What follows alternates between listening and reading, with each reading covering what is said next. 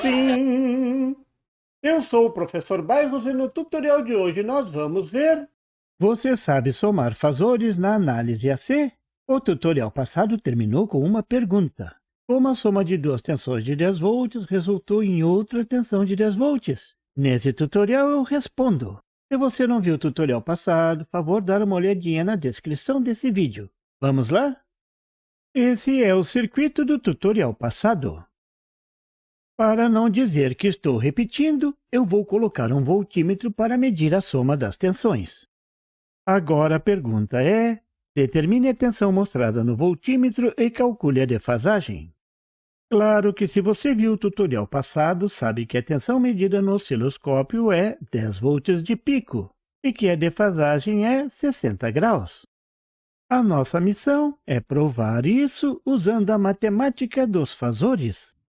A nossa missão é calcular a soma fasorial da tensão V2 e V3. As tensões das duas fontes estão escritas na forma polar. O problema é que somar fazores na forma polar não é fácil. Então devemos passar os fazores para a forma retangular. Você lembra como fazer isso? É só chamar o mestre Pitágoras, e tinha um caso sério com a hipotenusa do triângulo retângulo. Muita gente dizia que era um triângulo amoroso. Será? Veja como fazer. A projeção do vetor V no eixo real é igual ao módulo da tensão V multiplicado pelo cosseno do ângulo φ, aquele ali. A projeção do vetor V no eixo imaginário J é igual ao módulo do vetor V multiplicado pelo seno do ângulo φ. Pronto! É tudo o que você precisa saber.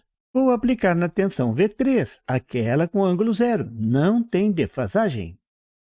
A minha dica é que você esboce o gráfico do vetor V. Veja na figura. Como o ângulo está a 0 grau, esse vetor é desenhado inteirinho sobre o eixo dos reais. Aplicando a regra, tem que multiplicar o módulo pelo cosseno. A projeção no eixo real é igual ao módulo 10 volts, já que o cosseno de 0 grau é 1. Agora o cálculo da projeção no eixo dos imaginários. Olhando o desenho do lado, dá para ver que não tem projeção alguma. Calculando, a projeção no eixo imaginário é zero, porque o seno de zero é zero.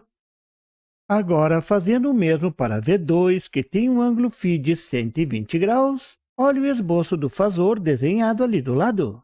Observe bem o desenho. O fazor está no segundo quadrante, bem diferente. A projeção do vetor V2 no eixo real é igual a 10 volts vezes o cosseno de 120 graus, isso dá menos 5 volts de pico. Veja a projeção no esboço, o vetor aponta para o lado negativo do eixo real.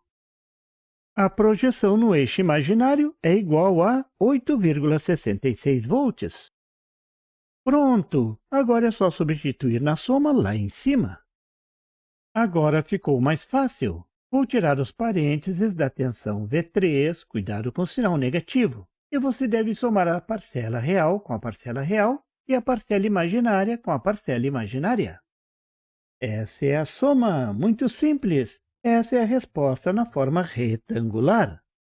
Essa é a resposta correta, mas o voltímetro mostra a amplitude, então tem que passar para a forma polar, que mostra a amplitude e o ângulo. Para passar da forma retangular para a forma polar, use a trigonometria do triângulo de Pitágoras. As equações são mostradas na figura. Todo mundo lembra do segundo grau? A operação diferente é o arco cosseno. O resultado é o ângulo φ. Você pode usar também o arco seno ou arco tangente para determinar o ângulo. Vou calcular o módulo primeiro. É só aplicar a equação, não tem segredo. É essa a grandeza que o voltímetro vai medir. Calculando, a tensão é igual a 10 volts de pico. Viu que fantástico? A amplitude da soma é exatamente igual à amplitude das tensões que foram somadas. E agora a matemática mostrou o porquê. O ângulo é igual ao arco cosseno da razão entre a parcela real e o módulo. O resultado é um ângulo de 60 graus.